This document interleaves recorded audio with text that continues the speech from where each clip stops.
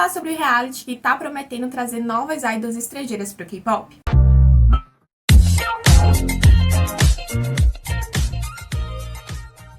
Oi, amados! Eu sou a Adri e esse é o canal Pop, onde você sabe tudo sobre o mundo do K-pop e sobre o continente asiático. Esse vídeo foi um pedido do amado Vlog Guilherme 9799, que ele me pediu lá no último vídeo, onde eu tava falando sobre o crescimento da fama da Gabi lá na Coreia. Caso vocês não tenham assistido, vão lá assistir, vou deixar linkado aqui nos cards. E ele me pediu pra eu falar sobre esse novo reality da SBS, University Ticket, e esse tema acabou calhando muito com um assunto que eu tava pensando bastante nessa última semana, que era de a quinta geração do K-pop ser uma geração realmente global. Como já deu pra perceber, eu não vou só falar do programa, eu também vou falar das integrantes e em como essa quinta geração parece ser uma geração realmente global. Mas antes de eu começar a destrinchar todos esses temas com vocês, eu quero pedir pra você que não é inscrito, inscreva-se e torne-se um amado, até porque só falta você pra completar essa comunidade maravilhosa aqui no YouTube. Aproveita, deixa um like no conteúdo se você gostou do tema e comenta aí o que você tá achando tanto sobre o Ticket University, tanto sobre essa quinta geração. Pra quem não tá sabendo, o reality Ticket University ou University Ticket é da emissora SBS, que anteriormente havia feito o Lounge, que foi o reality responsável pela formação do T-New6 da P-Nation, e agora tá voltando novamente com um novo reality de sobrevivência, porém o primeiro reality de sobrevivência feminino da emissora. Eles não vêm falando desse programa de agora, na verdade, desde o início do ano, lá no início de março, eles já haviam falado que estariam vindo com esse novo programa, com esse novo reality de sobrevivência, e foi lá em março que eles abriram as audições para as candidatas que queriam participar desse novo reality. O programa, que é intitulado como University Ticket The Miracle of 82, possui 82 participantes e está planejado para ser transmitido agora na segunda metade de 2023, mais especificamente em novembro, que foi a data prevista pela SBS. O programa fará uma série de missões para selecionar apenas 8 garotas de 82 para debutar nesse grupo, que tem como objetivo focar nas promoções globais. Nós já sabemos, né, o que é a promoção global no K-pop, porque desde a quarta geração, terceira, quarta geração, mas principalmente na quarta geração, a gente vê que os grupos são formados sempre com o nome global na frente. De global não tem nada, na verdade, mas só que a gente sabe que eles sempre falam que a promoção vai ser global, que as promoções são globais, e a gente vê mais do mesmo. Então eu não coloquei muita expectativa quando eu vi que eles falaram que eles iam focar nessa promoção mais global. Porém, dependendo das garotas que vierem a debutar no grupo, nós podemos realmente ver uma promoção global. Mas além disso, eles prometeram que as divulgações das meninas não ficariam apenas na realidade, sim, elas também teriam as promoções virtuais pelo metaverso. O programa possui garotas de 12 a 20 e poucos anos, e o grupo que chegar a debutar vai promover em time por 2 anos e meio. E agora, entre os dias 19 de julho e 9 de agosto, está acontecendo uma pré-votação das garotas. Eles não explicaram pra quê, mas essas votações estão acontecendo, e eu vou deixar o link aí na descrição pra vocês. E claro que entre 82 garotas, nós temos alguns rostinhos que estão se sobressaindo, alguns deles por já terem debutado na indústria, como é o caso da Kwon Eun-chae, que fazia parte do grupo Dia. Também tem a Nana e a Yukino, que são duas integrantes do grupo Prikyo, um grupo japonês que debutou em 2022. Mas não são só elas que debutaram nessa indústria e que vão estar nesse novo programa.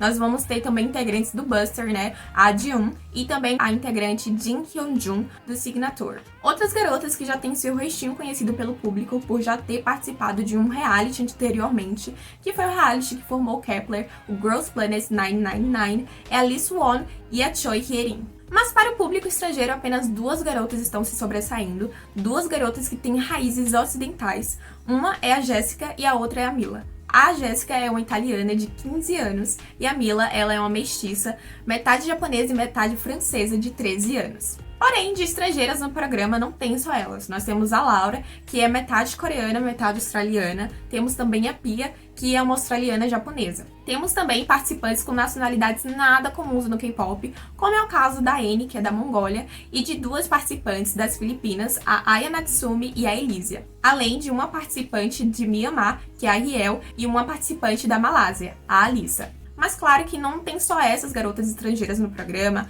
tem chinesas, tem tailandesas, tem japonesas, porém eu dei a ênfase nessas garotas porque elas são de nacionalidades que não são comuns no K-pop e também porque boa parte delas não são mestiças, o que entra, claro, no assunto que eu tava falando lá no início do vídeo, o de uma quinta geração realmente global.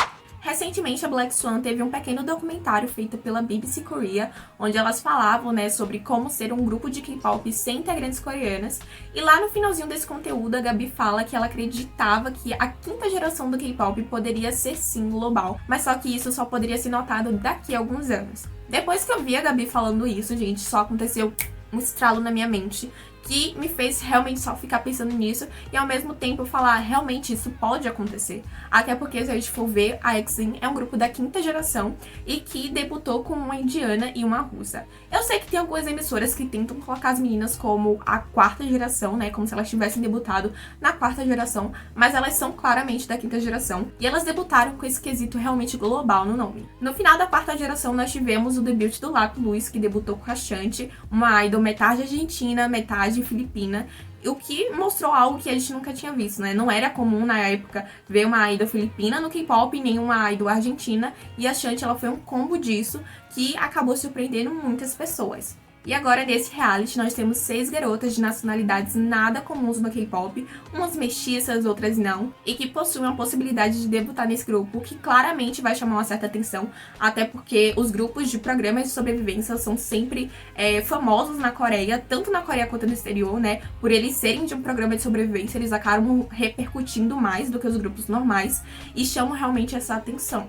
E se uma dessas garotas chegarem a debutar, principalmente as garotas de descendência ocidental, elas chegarem a debutar, a gente pode estar vendo o início de uma quinta geração realmente global. E que pode acabar mudando a visão de algumas empresas quando eles forem procurar por novos trainees, novos idols, para debutar em seus grupos. Nós sabemos que ao procurarem por idols, as empresas acabam buscando alguns idols que têm traços asiáticos, como é o caso da Jéssica. Ela não parece ser uma garota italiana que o mundo está acostumado a ver.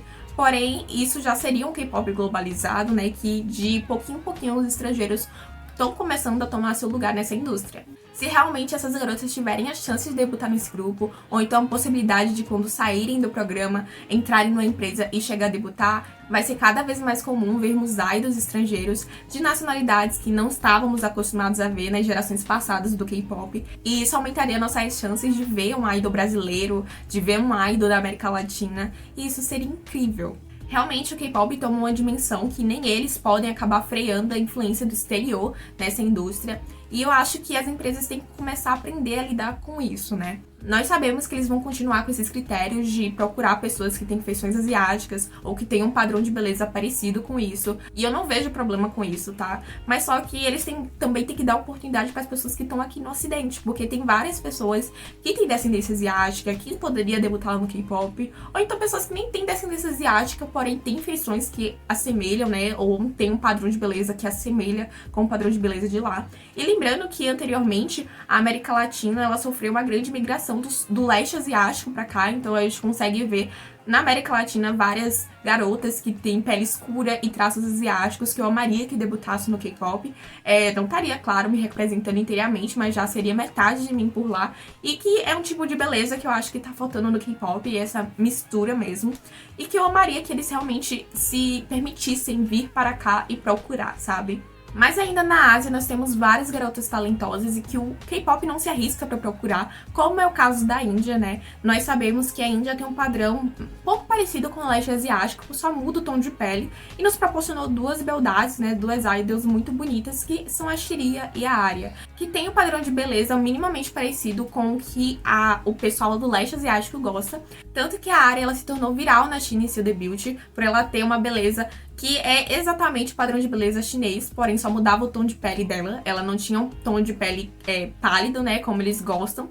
Porém, isso não diminuiu a beleza dela, também não impediu que eles viralizassem as fotos de debut dela. E tem diversos países na Ásia que também não teve a chance, né? Também não foi dada a chance para mostrar seu potencial, que foi o caso de Bangladesh, Nepal, Laos, Sri Lanka, todos esses países asiáticos que as pessoas têm feições asiáticas, que não teve a oportunidade de mostrar realmente que eles poderiam representar o país deles dentro do K-pop. Mas que eu vejo, sim, que nessa quinta geração eles podem ter a chance de adentrar nessa indústria. E é como eu falei, né? A América Latina teve uma grande migração de famílias do leste asiático para cá, o que nos traz uma grande mistura, né, de belezas, de nacionalidades, e que nos traz beldades como a Larissa do Black Swan, que o pai dela é japonês e a mãe brasileira, e também no caso da Yenny Kang, que a mãe é brasileira e o pai coreano. São essas beldades que o K-pop poderia estar aproveitando, porque tem várias pessoas com essa mesma mistura, com essa mesma identidade aqui na América Latina, andando assim, andando no shopping, pegando busão, que poderia estar debutando no K-pop, gente. Eu amaria. Realmente, amados, eu espero estar certa sobre essa quinta geração. Também espero que a Jéssica e a Mila, elas cheguem a debutar. Não só elas, mas como também as outras garotas. Mas eu dou ênfase nelas porque elas são garotas com raízes ocidentais que eu realmente amaria que fizessem sua estreia no K-pop. Mas me contem, amados, vocês estão ansiosos para esse novo reality? Me contem também se vocês acreditam que a gente pode ter uma geração global no K-pop. Me contem aí a opinião de vocês que eu quero saber. Então, amados, o vídeo foi esse. Beijos e até a próxima.